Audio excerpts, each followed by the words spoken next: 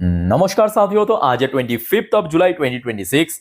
दोस्तों फटाफट दो तीन मुद्दों पे चर्चा करेंगे। आज बहुत सारे कंपनी की रिजल्ट आउट हुआ, उनमें से एक है दोस्तों डिफेंस सेक्टर की एक कंपनी, और साथ में और भी कुछ कंपनी है। चलिए उससे शुरुआत करते हैं।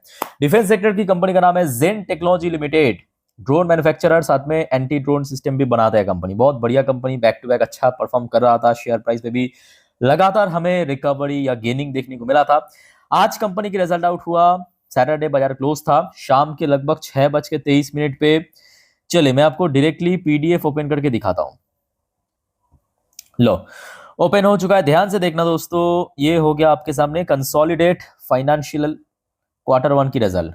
ठीक है। अच्छा, सबसे पहले आप एक चीज नोट करना, यहाँ पे जितने भी नंबर्स हैं सारे इन लैक्स के फिगर में है, और मैं आपको करोड़ पे कन्वर्ट करके बताऊंगा ताकि आपको समझने में इजी लगे। क्लियर।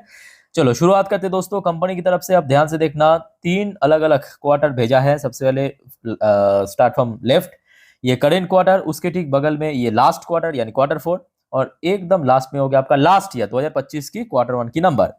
अच्छा, अब सबसे पहले चेक करते हैं कि कंपनी की इनकम कितना हुआ है। ध्यान से नोट करना, क्योंकि ये लैक्स पे है तो पीछे से 2 अंक को हम कट कर देंगे, वो हो गया आपका करोड़।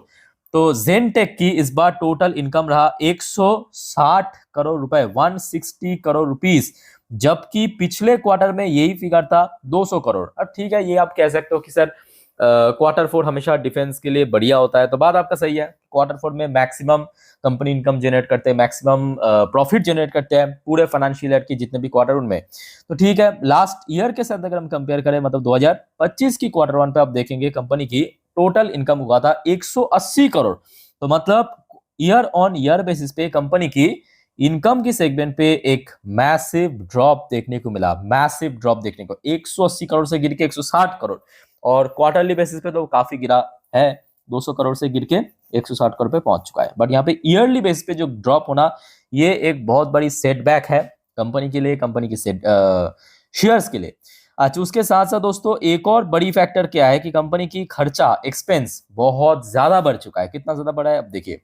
इस बार कंपनी की एक्सपेंस आया है 111 करोड़, जो पिछले साल था 103 करोड़। तो मतलब पिछले साल कंपनी की इनकम ज्यादा था, एक्सपेंस कम था, मतलब इनकम ज्यादा था, खर्च कम था, और इस बार इनकम कम, खर्च ज्यादा। समझ आ रहा है बात।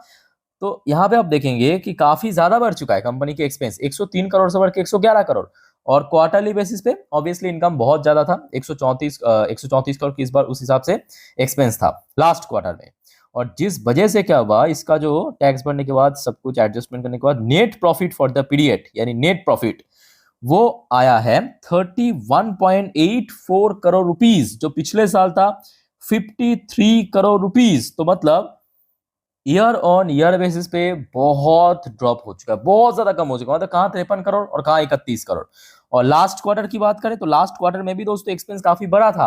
अब क्योंकि इनकम बहुत ज्यादा था, तो जिस वजह से क्वार्टरली बेसिस पर भी 47 करोड़ से गिर के नेट प्रॉफिट 31 करोड़ पे पहुंच चुका है। बट सबसे ज्यादा जो इंपैक्टफुल रहेगा वो ईयरली बेसिस पे, एक तो इनकम गिरा है, दूसरी तरफ मार्जिन लैक हुआ है, एक्सपेंस बढ़ गया, नेट प्रॉफिट में गिरावट, और उस वजह से क्या हुआ, इसका जो अर्निंग पर शेयर यानी ईपीएस वो टोटली खत्म हो गया। एक बार मैं आपको दिखा देता हूँ, जस्ट अ मिनट। हाँ, ये देखिए, जो अर्निंग पर शेयर पिछले साल था 5.31 की, इस बार आया है बेसिक एंड डाइल्यूटेड सीधा सीधा 3.83 की। ठीक है। सो दोस्तों, अगर आपके पास या किसी भी निवेशक के पास जेनटेक की शेयर है तो थोड़ा सा आप लोग ना मेंटली प्रिपेयर होके चलिए। सोमवार के दिन शेयर में क्रैश हो सकता है। प्रॉब्लम क्या है पता है, प्रॉब्लम ये है कि ये बहुत बड़े लेवल की कंपनी नहीं है। ठीक है, 15-16 हजार करोड़ की कंपनी जब क्रैश के टाइम पे 10-15% क्रैश हो जाना कोई बहुत मुश्किल बात नहीं है। समझ आ रहा है मेरे बात। तो जिस वजह से आप लोग थोड़ा सा मेंटली प्रिपेयर होकर चलिए। अगर हम बात करें कहाँ तक गिर सकता है, सो देखिए रिसेंटली तो शेयर जब चलना शुरू किया था मई पे पहुंच जाइए 1,500 के आसपास, कुछ समय के लिए सपोर्ट मिला था।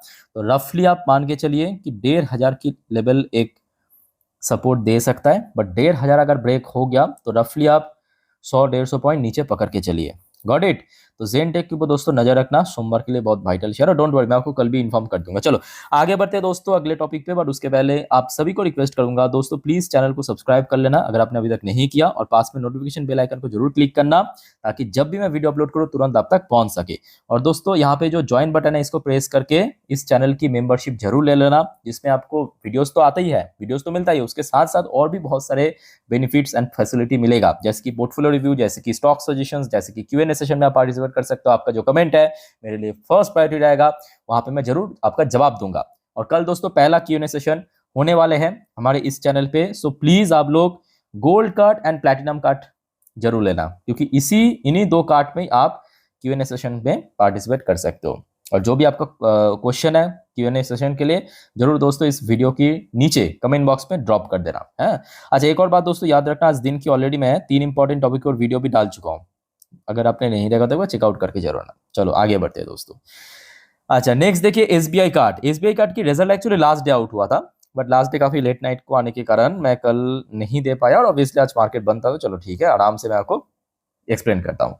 अच्छा SBI कार्ड की जो इस बार इनकम आया है 5041 करोड़, जो पिछले साल था जून 2025 में 4877 करोड़, और पिछले क्वार्टर यानी मार्च 2026 में था 4934 करोड़। तो मतलब ईयरली बेसिस पे भी ग्रो किया, इवन क्वार्टरली बेसिस पे एक माइनर ग्रोथ हमें देखने को मिला। बट मोस्ट इंपॉर्टेंट फैक्टर जो इस बार कंपनी की ऑपरेशनल प्रॉफिट मार्जिन बहुत बढ़ गया, पिछले साल था 13%, पिछले क्वार्टर में 12%, इस बार 15% पे पहुंच चुका, और जिस वजह से क्या हुआ, इसकी जो नेट प्रॉफिट है 556 करोड़ से बढ़ के सीधा 664 करोड़ पे पहुंच चुका है। इवन क्वार्टरली बेसिस पर भी 609 करोड़ से बढ़ के 664 करोड़ पे पहुंच चुका है। अगर आप पीछे चल के देखेंगे दोस्तों, इस लेवल के आसपास एक आध बड़ी आया था 600 प्लस में, पर ठीक है ओवरऑल एक अच्छा परफॉर्मेंस हुआ है। बट दिक्कत क्या है कि ये जो SBI कार्ड है लॉकडाउन के समय लिस्ट हुआ था, तब से लेकर अभी तक इसमें कोई भी मूवमेंट हमें खास देखने को नहीं मिल रहा है, और ऑलरेडी शेयर काफी नीचे भी है। अच्छा नेक्स्ट दोस्तों हम बात करेंगे एक सेमीकंडक्टर मैन्युफैक्चरर CJ पावर, और लास्ट डे इसका भी रिजल्ट आउट हुआ था काफी लेट नाइट को। आइए चेकआउट करते हैं CJ पावर की परफॉर्मेंस कैसा हुआ था। देखिए जून 2026 यानी करेंट क्वार्टर में कंपनी की इनकम रहा 3281 करोड़, जो पिछले साल था 2878 करोड़। बट एक और चीज दोस्तों मैं आपको दिखा देता हूँ, हाँ लास्ट क्वार्टर यानी Q4 में था 3442 करोड़, तो मतलब क्वार्टरली बेसिस पे गिरा है, ईयरली बेसिस पे इंक्रीज हुआ। चलो बढ़िया। मार्जिन पे दोस्तों यहाँ पे एक बहुत बड़ी फैक्टर बन सकता है, क्योंकि लास्ट ईयर में मार्जिन था 13%, लास्ट क्वार्टर में 14%, इस बार 12%, तो मार्जिन कम हो गया। नेट प्रॉफिट की बात करें, ठीक है ईयरली बेसिस पे बढ़ गया, अच्छी बात है, 267 करोड़ से बढ़ के 308 करोड़, बट क्वार्टरली बेसिस पे गिर गया, क्योंकि एक तो इनकम कम, ऊपर से मार्जिन श्रिंक कर गया। तो CJ पावर वाले भी थोड़ा सा मेंटली प्रिपेयर होके चलिए, शेयर कहीं ना कहीं हल्का सा झटका दे सकता है, बट ज़ेनटेक में दोस्तों काफी ताबड़तोड़ झटका लग सकता है। अच्छा एक और बात दोस्तों, आज रिजल्ट की जब बात हो ही रहा है, आज ऑलरेडी IDFC फर्स्ट बैंक की रिजल्ट आउट हुआ है, ये जो लास्ट वाली वीडियो इसमें मैं दे चुका हूँ, एक बार प्लीज देख के आना, ठीक है। IDFC फर्स्ट बैंक बहुत तगड़ा परफॉर्म किया, बहुत तगड़ा। अच्छा लास्ट एंड आखिरी कंपनी इस लिस्ट में टाटा कंज्यूमर जो कि निफ्टी की पार्ट है, तो मोस्टली चांस इसका जो इम्पैक्ट है आपको एंटायर इंडेक्स में भी देखने को मिलेगा। टाटा कंज्यूमर की रिजल्ट आउट हुआ जून 2026 यानी करेंट क्वार्टर में 5349 करोड़ की इनकम जनरेट किया, जबकि ईयरली बेस पे काफी अच्छे से ग्रो किया, 4779 करोड़ से बढ़ के 5349 करोड़, और क्वार्टरली बेसिस पे हल्का सा ड्रॉप हमें देखने को मिला थोड़ा सा। बट मार्जिन की बात करें, मार्जिन पिछले साल था 13%, इस बार बढ़ के 14% हुआ, बट क्वार्टरली बेसिस पे 1% कम हो गया।